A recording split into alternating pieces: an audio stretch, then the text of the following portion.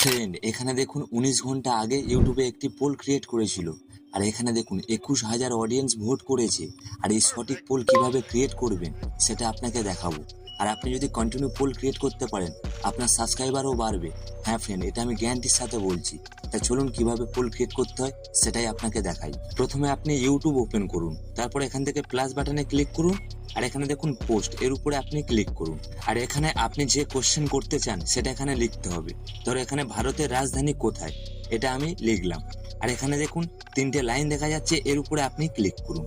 আর এখান থেকে আপনি ইমেজ পোল করতে চান না টেক্সট পোল করতে চান।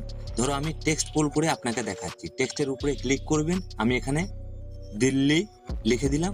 এরপরে আমি আরেকটি অপশান দিলাম কলকাতা। এমনভাবে 4টি অপশান অ্যাড করে নেবেন।